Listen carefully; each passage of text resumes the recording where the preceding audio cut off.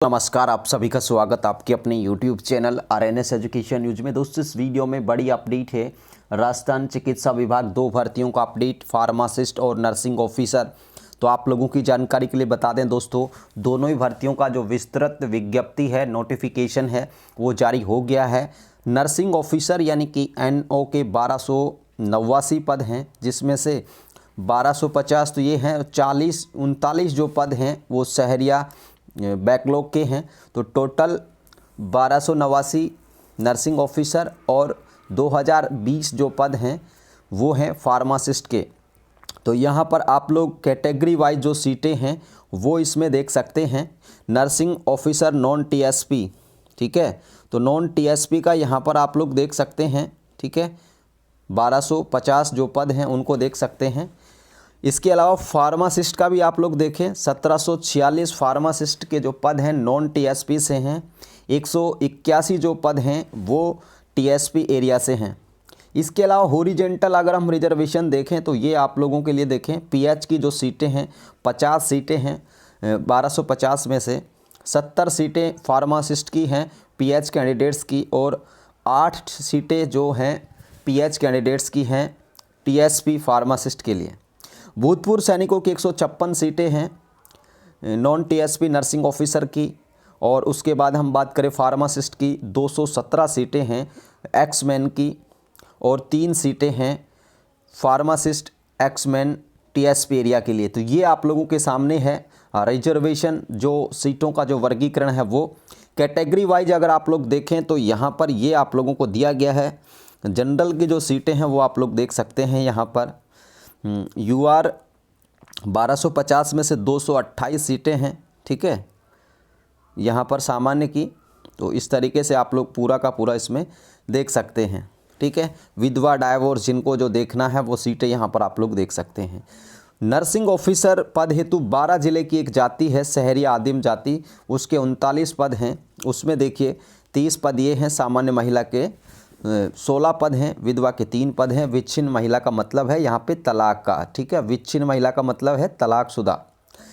Pharmacist के जो 93 backlog हैं वो TSP का है, उसमें आप 93 बैकलॉग्स के पद देख सकते हैं किसको कितने मिल रहे हैं। अब दोस्तों यहाँ पर ऑनलाइन आवेदन आप लोगों को करना होगा।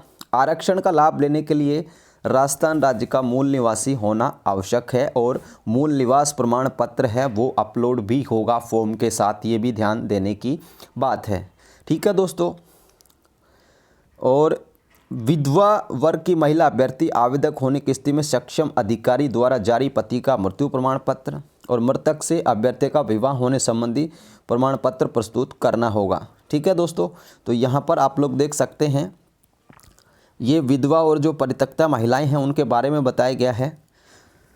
तो इनके लिए ऑनलाइन तारीख करने की अंतिम तारीख तक जो डाइवोर्स महिला अभ्यर्थी हैं वो बिल्कुल इस बात पर ध्यान दें कि आपका जो तलाक का डिक्री है वो लास्ट डेट यानी कि 23 दिसंबर से पहले पहले आपके पास तलाक का डिक्री होना चाहिए, ठीक है, इस बात को ध्यान रखें।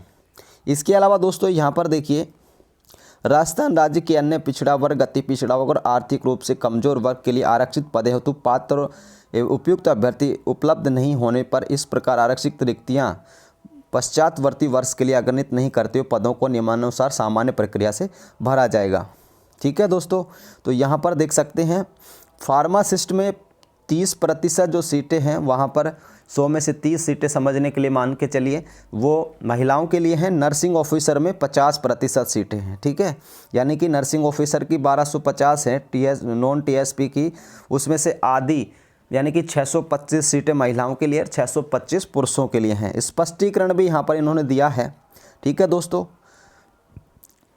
ये यहाँ पर देख सकते हैं आप लोग, किसी वर्ग, अनारक्षित, अनुसूचित जाति, जनजाति, अन्य पिछड़ा वर्ग, अति पिछड़ा वर्ग, आर्थिक रूप से कमजोर, शहरी जनजाति की पात्र और उपयुक्त महिला आवेदक नहीं होने पर उस पद को उसी वर्ग के पुरुष अभ्यर्थियों से भरा जाएगा। समस्त महिला आवेदक को आरक्षण के लाभ हेतु अपने पिता के नाम, निवास स्थान और आय के आधार पर जारी जाति कैटेगरी का प्रमाण पत्र प्रस्तुत करना होगा, ठीक है दोस्तों।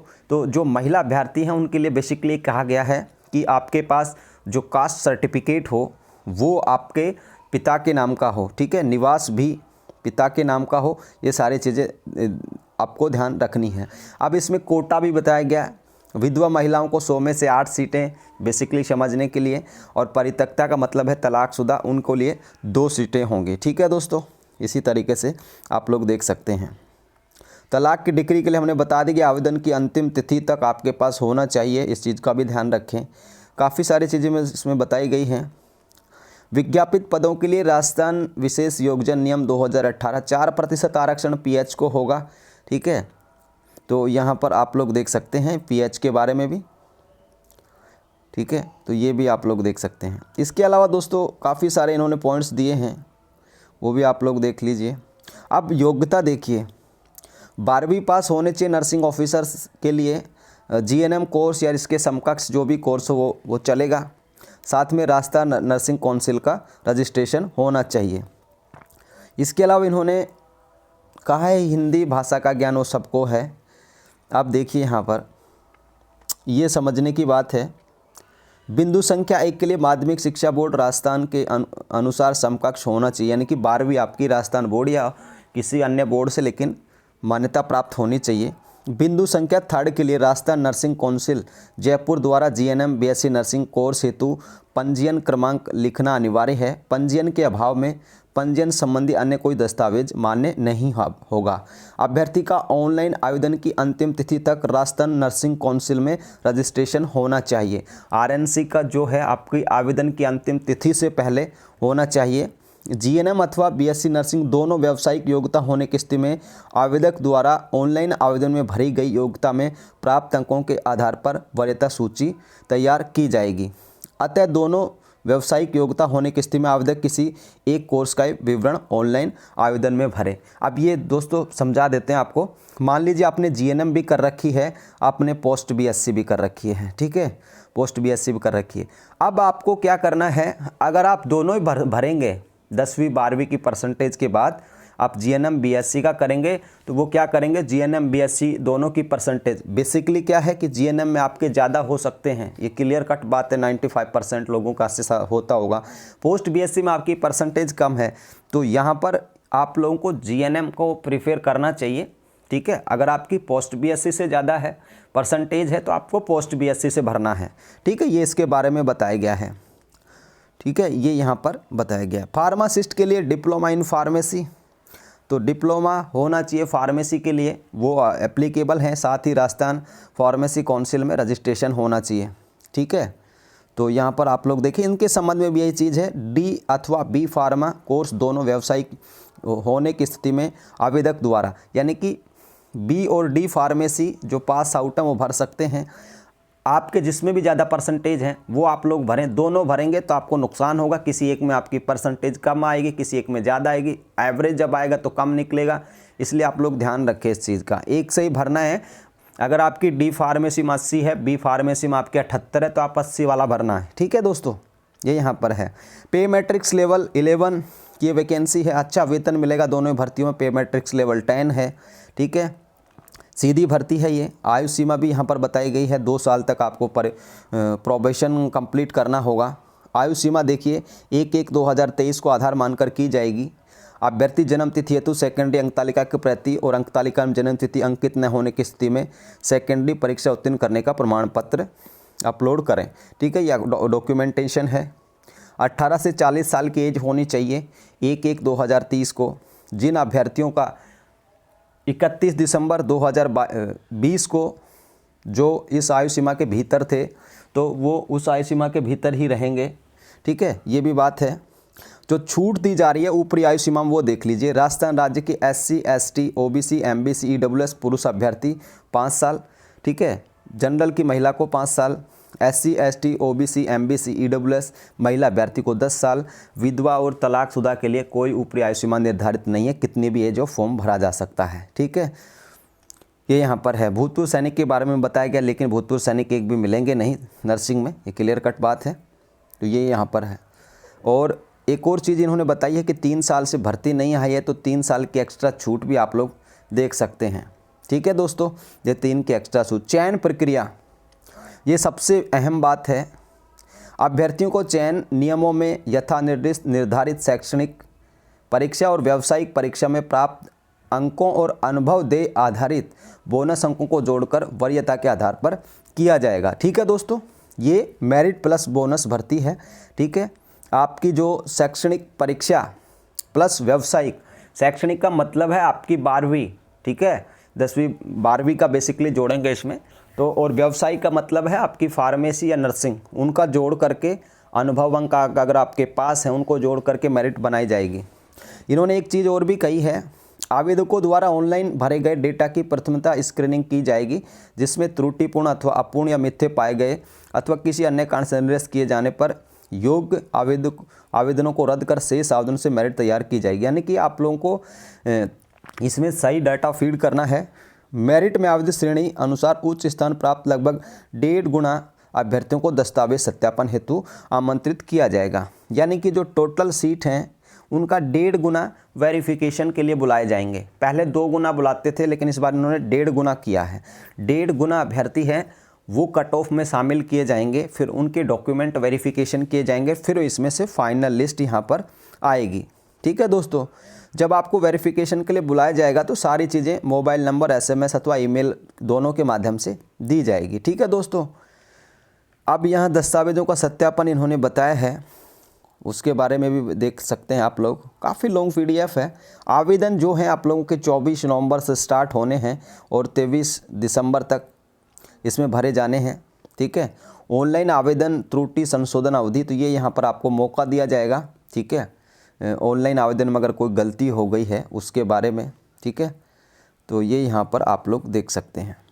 ठीक है, इसके अलावा दोस्तों ये देखिए यहाँ पर एक और चीज़ है, इन्होंने 200 रुपये का आप लोगों को फीस देना होगा कुछ अगर मिस्टेक हो गया।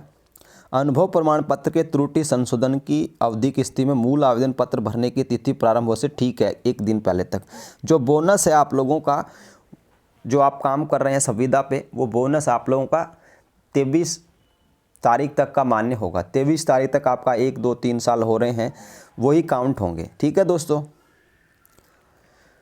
ये यहाँ पर और देखिए ऑनलाइन आवेदन प्रक्रिया, ऑनलाइन आवेदन आपको भरना है SSO ID के माध्यम से, ये सारी की सारी चीज़ें हैं। ठीक है दोस्तों, आवेदक को ऑनलाइन करते समय किसी भी तरीके की समस्या होती है, इन्होंने ईमेल ID फ़ोन नंबर दिए, उन पर आप लोग बात करके देख सकते हैं। ठीक है, तो ये यहाँ पर है।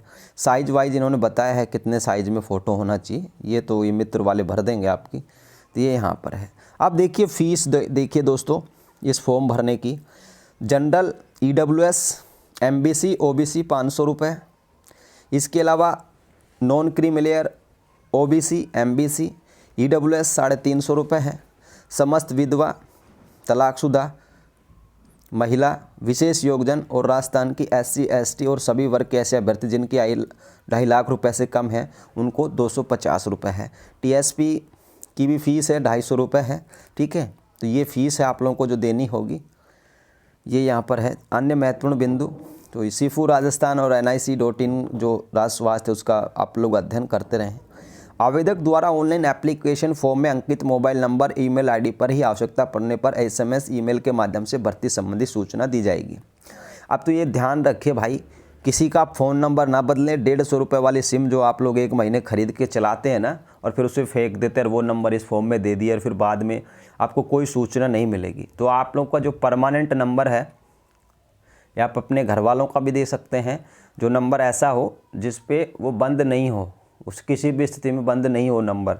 और सिम अगर आपने बदली है तो बदली हुई सिम का नंबर ना दें, जो नंबर दें जो चालू रहे, जिस पर आपको ये इन्फॉर्मेशन दे सके। ऐसे बहुत सारे लोग होते हैं जिनके पास वो नंबर दे देते हैं, जो चलाया 150 रुपये की सिम ली, 1 महीने चलेगा फ्री, क्योंकि 400 का रिचार्ज करा नहीं सकते, और फिर वो सिम बंद कर देते हैं। फिर कहेंगे जी हमारे तो वो सिम ही बदल गई। तो इस चीज़ का भी ध्यान रखें, कभी भी किसी भी फॉर्म में ऐसे नंबर दें जो चालू रहें, आपके पास रहें। ठीक है, ये जानकारी थी दोस्तों इसमें, और सभी को शुभकामनाएं। और मेरिट प्लस बोनस अंकों के आधार पर ये आप लोगों की भर्ती होने जा रही है। ठीक है, ये यहाँ पर देखिए, ये काफ़ी और चीज़ें दी गई हैं, काफ़ी लॉन्ग PDF है। फ़िलहाल के लिए आप लोग पढ़ सकते हैं इसको, सारा का सारा इन्होंने कुछ छोड़ा नहीं है। देखिए बोनस अंक बोनस अंक नियमानुसार देय होंगे। किन किन को देय होंगे?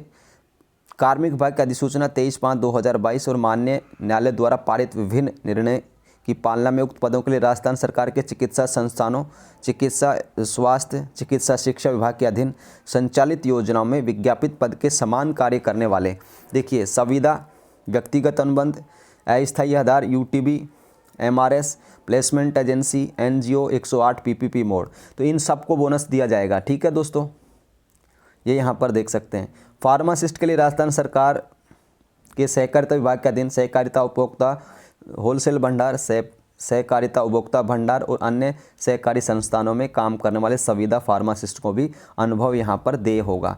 बोनस किन किन को मिलेंगे? जो एक चीज़ बोनस के लिए मैं बता दूं आप लोगों को जानकारी के लिए, स्टाफ नर्स की भर्ती है ना, तो आप स्टाफ नर्स का पद पर ही काम करते हुए होने चाहिए। वेतन जो आपको मिला है वो भी स्टाफ नर्स के नाम से होना चाहिए। ऐसा नहीं आपने नर्सिंग तो कर रखी है जीएनएम बीएससी, लेकिन आप काम कर रहे हैं लैब टेक्नीशियन का, ठीक है, या आप काम कर रहे हैं सीनियर ट्रीटमेंट सुपरवाइज़र का, या कोई भी और काम कर रहे हैं और आप बोनस के लिए कोर्ट जाएंगे, तो वो पैसा आप लोग वेस्ट खर्च करेंगे। तो आप लोगों के लिए जानकारी ये है कि आपको जो एक्सपीरियंस है, देखिए, पद के समान होना चाहिए। ठीक है, तो ये भी चीज़ का ध्यान रखें। ऐसा नहीं है कोई और पद पे काम कर रहे हैं, बोनस आपको फिर चाहिए। ये विशेषता उन लोगों के लिए जो दिग्भ्रमित रहते हैं कि भाई पता नहीं मिलेगा नहीं, ये सारी चीज़ें हैं। अनुभव प्रमाण पत्र जारी करने हेतु अधिकृत सत्यापन अधिकारी द्वारा इस हेतु निर्धारित प्रपत्र में विज्ञप्ति जारी होने के दिनांक से आवेदन की अंतिम तिथि तक जारी किए गए अनुभव प्रमाण पत्र ही मान्य होंगे। एक और चीज़ ध्यान दे लीजिए, विशेषकर संविदा नर्सेस या संविदा फार्मासिस्ट, अनुभव जो प्रमाण पत्र आप लोग बनवाएंगे वो आपको अपने अधिकारी से लास्ट डेट से पहले बनवा लेना, फॉर्म की लास्ट डेट से पहले। ठीक है, ठीक है, ये भी चीज़ ध्यान रखें। आवेदक द्वारा पृथक पृथक अनुभव अवधि का अंकन ऑनलाइन आवेदन में पृथक पृथक किया जाकर प्रत्येक अवधि का निर्धारित अनुभव प्रमाण पत्र अपलोड किया जाना आवश्यक होगा। ये भी समझने की बात है। मान लीजिए आपने 1 साल तो कर दिया भाई यूटीबी में काम, 6 महीने आपने आरएमआरएस में कर लिए, 6 महीने आपने 108 में कर दिए, तो वो आप लोगों का 3 टुकड़ों में हो गया। तो 3 अनुभव प्रमाण पत्र आपको अलग अलग बताने होंगे, अलग अलग वो वेबसाइट पे अपलोड होंगे फॉर्म भरते वक्त। इस चीज़ का भी ध्यान रखें। अनुभव जो प्रमाण पत्र हैं आपके, वो आपको बनवाने हैं लास्ट डेट से पहले। ठीक है, ये भी ध्यान रखें। ठीक है, बोनस अंकों के लिए इस चीज़ का भी ध्यान रखें। और राजस्थान सरकार के अधीन स्वास्थ्य जो इन्होंने परिशिष्ट बताए हैं, इनको अनुभव प्रमाण पत्र जारी होगा।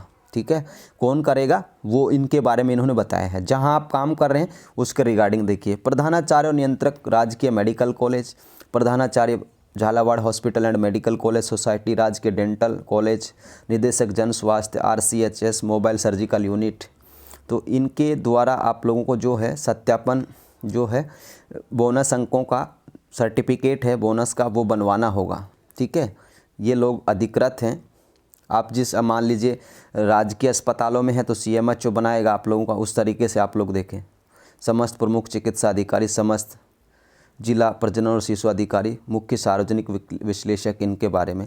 चयन के लिए अयोग्यता, कोई भी महिला जिसने ऐसे व्यक्ति से विवाह कर जैसे पहले से पत्नी है तो वो भी नहीं होगा। ये सारी चीज़ें हैं। ठीक है, काफ़ी लॉन्ग PDF है दोस्तों, एक बार और वीडियो बनाऊंगा इस पर, दिल से ठीक से नहीं बन पाया। ठीक है, तो फिलहाल के लिए इस वीडियो में इतना ही। धन्यवाद आप सभी का। एक बार फिर से एक वीडियो बनाया जाएगा इस पर डिटेल्स में, फ़िलहाल आप लोग सूचना पढ़ सकते हैं। धन्यवाद। जय हिंद, जय भारत। PDF